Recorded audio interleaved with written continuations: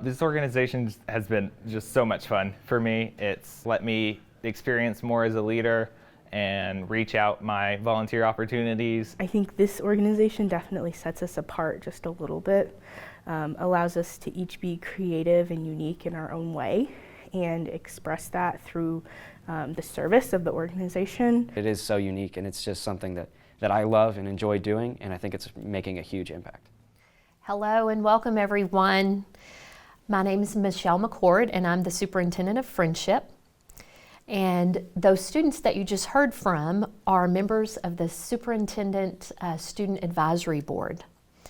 This is a leadership program that we're going to focus on today, and you're going to hear from these students off and on throughout our presentation today. So, developing lifelong learners, that's one of the important parts of being a Frenship Tiger, but also of the Superintendent Advisory Board. And what you can see is we have the Frenship ISD learner profile in front of you. And so we have some goals in mind for every learner. And these are tied to the goals and the foundation of the Superintendent Advisory Board. And you can see on the screen that we want all of our learners to be academically equipped, effective communicators, responsible citizens, and passionate learners. And I wanted to really kind of hone in a little bit as it relates to the Superintendent Advisory Board students when it comes to responsible citizenship. Here's how we defined being a responsible citizen. And when I say how we defined, that is our community. These are shared goals and understanding that we came to with our stakeholders. So we had parents, students, community members, teachers, and here's was our definition, if you will, in Frenship of what responsible citizens look like. They're engaged, they're ethical, and they understand the impact of their actions.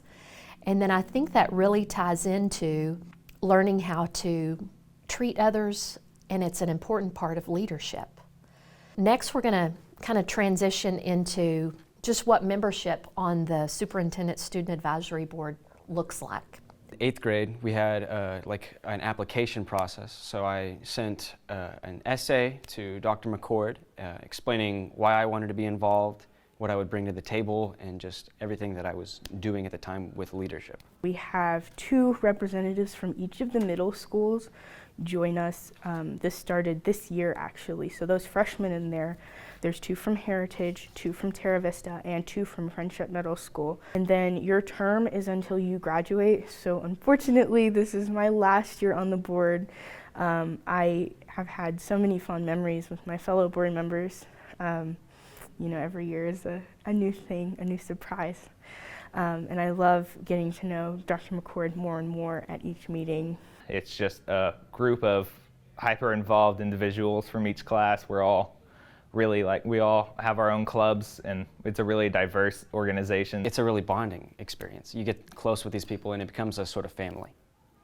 We end up with about 25 on the board. We meet about every 6 weeks throughout the year, and they give me ideas. We also talk about issues. It's exactly how it sounds. We advise the superintendent. So we have the student perspective on different things going on within the school, like just recently the mask mandates, everything that we see in that as a student and what we want to be done. It doesn't necessarily mean we're going to make the decisions, but we definitely get to influence them, which is great. Which puts us on a more even level where we can hear each other out. And so I feel like it really opens her eyes to how we feel as students and how we feel as leaders walking around and seeing how others are being affected by current events. There's a small group of 20 or so students that are like, hey, I am a student. You know, this is actually how we're thinking. This is actually what we want. And the fact that the district is super responsive to that really is an attest to, their character and the fact that they really respect and want what's best for their students. Other section is really an important piece in my mind, and it's developing servant leaders. A lot of people have what they call their own way of doing things, and for us it's the Frenship way. And I want to tell you that I took a lot of notes, borrowed a lot from Chick-fil-A. We have an owner-operator here in Lubbock. His name is Brandon Mulkey. And I've always just been fascinated about how Chick-fil-A is able to train teenagers, these are young people, to serve others and to do so in a way that seems genuine. And also, any Chick-fil-A you go to in any state is the same way.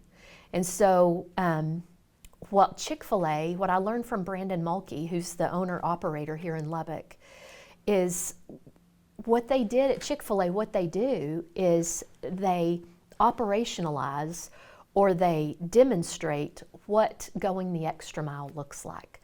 Chick-fil-A has three pillars of excellence. One is operational excellence, and that's basically when you come into a Chick-fil-A, the chicken has to be good, the store has to be clean. The second pillar is second mile service. Second mile service is if you see what they call a high need guest coming in the store, that you open the door for them if you see them coming in, and then you carry their tray for them. And their high need customer, it is a mom with children, a disabled person, a person on crutches, something like that. They use elevated language, so may I refresh your beverage, may I take your tray. The third pillar of service is they make a connection with people, an emotional connection. And I think that's a big part of servant leadership. Because I thought, if Chick-fil-A can do this with their workers that are teenagers, we can do this with our students and our staff. And so we now train in our onboarding of new staff, and also it's part of a Friendship Way curriculum that we teach our students in kind of character lessons, is what we call SERVE, and it's an acronym. What does that mean? How do you behave? Well, you smile and you greet someone, you make eye contact, and then you see engaging with someone, listening intently, respect, volunteering, and encouraging. And so this is our attempt to define what does servant leadership look like. To be a Friendship Tiger, we're all about serve, and it's really nice to just have an opportunity to truly do that, helping inside and outside our district. As leaders, I feel like leaders provide the most service, and that's a big job as a leader. And so we provide for the community, especially during Christmas time. We pack backpacks and we give those to those students who might need it a little bit more than others. And then like today, we did the blankets that we give to cancer patients who really need it and need that extra spark of hope. So it's to encourage others, and also outside work on volunteering and building others up. And so I feel like that's a really big part of service that really ties into leadership. People see us, we're the face of Friendship's leadership. We're making an impact in so many different communities, and that service that we're giving, that act of service, is so impactful to these people, and it sticks in their brain. They remember that experience. I think just that example that we're setting for the entirety of the entire school is it's so cool. It's amazing. Service is one of the core values of FISD, which I love it. Community service builds leaders by allowing them to see what's going on in their community. You cannot be an adequate leader unless you understand what happens to each and every single one of your constituents. Those people that you are leading, if you don't know how they are living in their day-to-day lives, if you don't know the struggles that they go through and you can't empathize with them, then you can't really be an adequate leader. Lastly, as part of developing student leaders, it leaves a lasting impact. I think it's so important that sometimes leaders don't see themselves as leaders. And when kids graduate and they've been a part of this advisory board for 4 years, I see them take ownership. I see them emerge as leaders.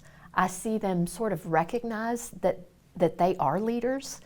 And then I see them really be successful afterwards. We have doctors, nurses, those who join the military, dancers, teachers, and they become active participants in their lives, in their communities, in their sphere of influence. One of the other things that I would say is that I've learned so much from the kids, and that we tried to base this leadership learning program on our core beliefs as a school district and our vision of seek perfection and capture excellence. And I'm reminded of what King Solomon said. And he says, without vision, the people perish. And I think that leadership is that important. And I'm so grateful for the opportunity to learn from these students. I'm telling you, I get a lot more than I give from this group of kiddos. Even after I'm gone and the next group of students take my spot, there's still going to be another voice of students that show how much this entire school district truly does support and care for its students.